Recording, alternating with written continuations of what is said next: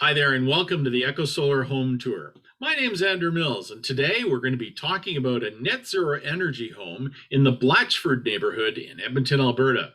With me today is Dr. Godo Stoica and Shanthu Manu from Carbon Busters. They're the builders of the home. So welcome to the EcoSolar Home Tour, Godo and Shanthu. Thanks for having us, Thank Andrew. you. Now, your home is an example of a net zero energy home that features a highly insulated building envelope, connection to the Blatchford District energy system, and enough solar to make the home net zero energy. Perhaps you can start by telling us a bit more about the home. Sure. Thanks, Andrew. That didn't work. So these homes, as you already mentioned, are designed for net zero. So that means they produce as much energy on a net annual basis as they consume from a renewable source. And they're also EV ready. So we basically have level 2 wiring is already built in. And our homes are operated without a furnace or natural gas. People always ask us, how do you keep them warm? And we tell them we give them Peruvian sweaters. But we do have a backup system, and that would be a heat pump system. And I'll talk a little bit more about that later. Also, other technologies, we're basically looking at the life cycle impacts of the buildings. So what are the building materials? How much energy do they take to create them? And of course, supervision windows, LED lighting, solar lighting, and as mentioned already, the district energy sharing system, or the DESS, that I'll talk about later. Well, that's really interesting. So give me a bit of background on why you chose to build the home like this. What were you trying to accomplish in building this home? Okay, so I think one of the things that we did when we started in 1992, our company, was we were looking to offer solutions for building related greenhouse gas emissions. We were trying to find ways to reduce carbon footprint of buildings, and our focus was on energy efficiency and renewable energy solutions for in the built environment. So trying to address the single most defining challenge of our generation at this point is the rapid human-induced climate change and the need to find solutions for a low carbon lifestyle. So I think in our homes, we're really trying to address that key issue. We've also, Godo and I have also lived in a off-grid solar home. So we've never paid utility bills for water and for power. So we really like the idea of also designing buildings that save you money and reduce your carbon while increasing your quality of life. Well, let's take a look at some of the pictures of this home. First of all, what would you say is the standout feature of the home? Definitely solar on our specially angled roofs. We've got these roofs angled 2 ways. We have an open concept design for living room and kitchen, 8 to 9 foot ceilings on the main floor and 8 foot ceilings on both the basement and on the second story.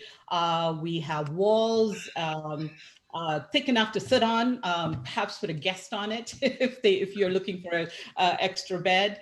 6 energy efficient appliances come with the home.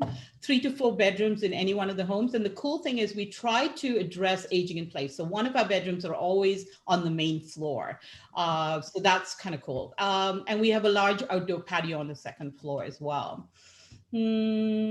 Fiberglass super windows. All our windows are high performance windows. So they are full frame rated and insulated for both glass and frame. So that's kind of cool. And it, gives you comfort. You can sit really close to them. And it also, some of these windows are used in airports. So they're pretty, they also reduce your noise.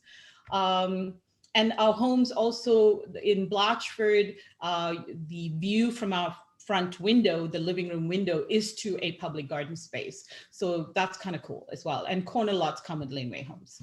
Interesting. So when we build energy efficient homes, we do make a series of energy efficient choices. What would you say were the main choices you made as part of energy efficiency in this home? Yes, as Andrew, as most of your viewers know, to achieve net zero and to power your home renewably, you can only achieve that if you build your building very efficiently, because otherwise you would need a gigantic roof, or your lot might not even be enough to cover, everything with solar modules. So the first step is a highly insulated wall system. So in our case, we have R45, especially double stud wall system, which is, fairly standard now among most high performance buildings in Edmonton. Also a very highly insulated roof. And in this case, also the basement walls are also super insulated, and I'll talk about that a bit more later on. And even the slab has a R18. Other features, water efficient toilets doesn't save you energy directly, but saves a lot of water, of course, and it's good for the environment also. Low flow fixtures, and using a heat pump to create the energy. So you could, net zero homes, you can heat them sometimes with just a distance heater, but if you add a air source heat pump, you can double the efficiency. And with the ground source or geoexchange system, you can actually go up to 5 times in this case. So that's very good. Energy recovery ventilation system, so you have fresh air all the time, but you retrieve most of that energy, so you don't just blow it out to the environment. LED lighting is standard, as I mentioned already, wiring for electric cars. We also include permaculture design. Again, not something necessarily energy related, but it allows us to incorporate fruit trees, fruit shrubs, edible landscaping. So it's not just reducing the carbon footprint for energy and water, but also for food production, which is actually fairly high carbon footprint item. And also I talked about the life cycle assessment or life cycle impacts of building materials. So one of the biggest ones in a building, very energy intensive, is concrete. So we figured, how can we minimize the use of concrete in this building? So we were able to replace the normal concrete walls with a system called Polycore, which is basically consists of rigid foam and steel studs, and which has a much greatly reduced carbon footprint.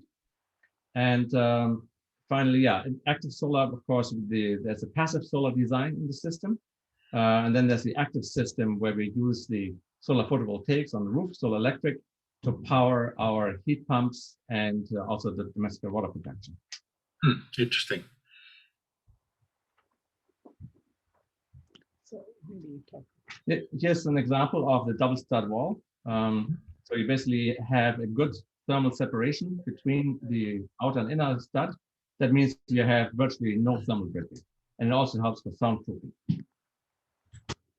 We already talked briefly about the super windows.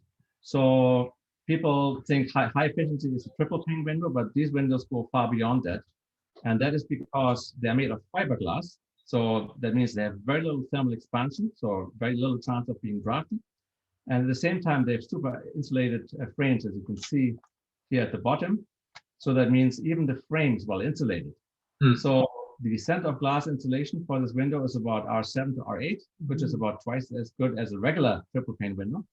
And the overall performance is about 60% higher than a regular high efficiency triple pane window. So that means also you have no cold spots when you sit near the window. Even if it's minus 30, it's still relatively comfortable. And of course, ironically, the site is an airport, and these windows are used in airports around the world because they also insulate the sound so well. So for the airport motels, the main point is not saving the energy, so that's a good thing, of course, as well, but just to keep the sound away. And these windows perform perfectly for that. And this is an image of the Polycore or structural insulated construction system. You can see the strips for attachment. The steel studs are actually on the inside of the wall, and that is to minimize the thermal bridging again. So basically, the cold cannot penetrate. On the outside, they have a barrier of foam, and so we are internally loaded on the inside of the wall. So that styrofoam and steel structure is completely replacing the concrete in the basement? That's right. The only part that we have still is we have a strip, the concrete footing, so the strip footing. And basically, even the slab is made of the same system. And of course, the steel braces it from left to right so that when the soil moves against it, it's braced against that. That's very interesting. That's very interesting. Now, another important area of energy savings is water costs. So, are there any features in this home that save on water costs? Yes. Definitely. We have low flow fixtures, shower heads, faucets, energy efficient toilets. We're looking at 3-liter toilets. And then we are addressing rainwater collection. Rain barrels come with every home. And then we, depending on what the customer wants, we talk about some other alternatives as well to manage water. Okay, well, what would you say was the most challenging aspect of building this home? Well, it's the first of its kind. So this is stage one build out of a 30,000 people sustainable community in Blatchford. So we're here for the, at the beginning of it. Some of the conversations has been taking our coniferous trees out and replacing with fruit-bearing trees. Many of our customers want to grow food and understand and appreciate the permaculture design aspects of landscaping. So we're definitely putting some thought to that. It's part of our design. So it's lovely to have customers who want that as well. And then getting ready to build during a pandemic. I mean, we have this global pandemic right now. COVID, that's over a year. We've all been, remotely working and self-isolated. So definitely that has been a challenge. And the supply chain issues, lumber costs are going up, steel going up and so on. And sometimes over the border, we get supplies from the States, for instance. If the borders are closed, then that's a challenge as well. So we try to support local materials, always source out local materials, but sometimes these things are coming, from other places as well. So there's been a few challenges for sure. Yeah, no doubt. So what are the key costs in building this home? So the range is between the price for the home at Blatchford, the range is between 527K to $807,000. And the 807 is with a laneway home on a corner lot where you two homes. You get a home and the price includes includes GST, the lot, the fencing, the garage, renewable energy, everything. So this is the final cost. And the range, the square foot range is between 1,400 and 2,000 square feet, depending on, whether it's corner lot or in the middle of the block. Okay. Do you have any examples of cost savings as a result of the way this home was built? Sure. So basically, you're eliminating the natural gas connection. You still have a connection to the district energy system. For electricity, basically, all the energy portion of the electrical bill is eliminated. So we figured that over the life of the building, you'll save about $218,000. Oh yeah, another part of that factor, of course, is that no carbon tax, which a lot of people are pretty happy about, because if you're not emitting anything, why should you be paying anything? You don't have to.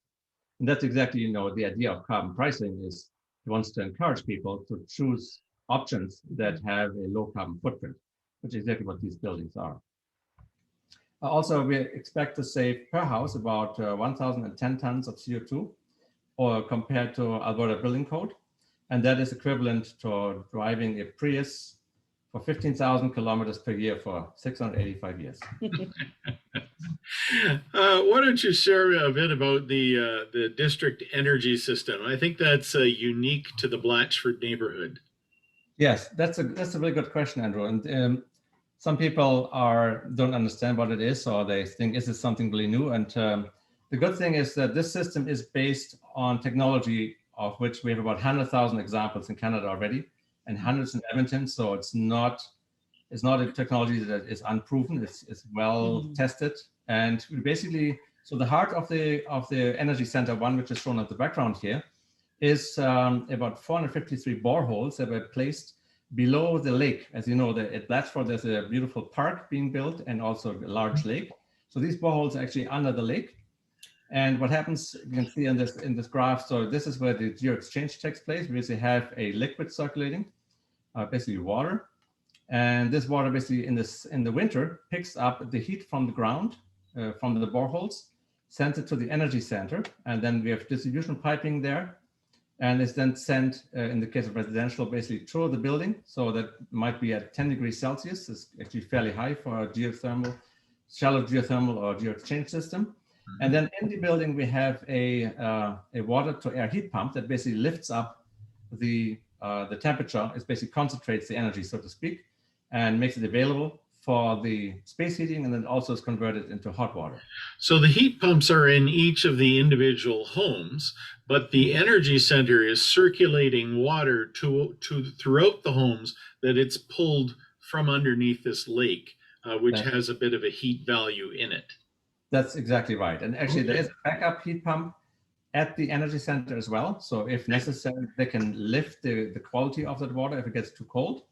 And also each building has also a backup resistant heating system. If for any reason the energy center were not able to supply despite its multiple backups, then you have another way to heat your home, even in that case. Interesting. Interesting. And what is truly amazing about this, so first of all, your heat, you're not getting it from natural gas. You're not burning any fossil fuels. You're basically simply using, in our case, the electricity from the sun on a net annual basis to operate this heat pump. And what's amazing about it, because the supply temperature is relatively high, we're achieving an amazing efficiency of, technically coefficient of performance, but it's basically like an efficiency of 500% for the heating and 900% for cooling. So it's absolutely incredible. Way more efficient than a regular air conditioning system, for example.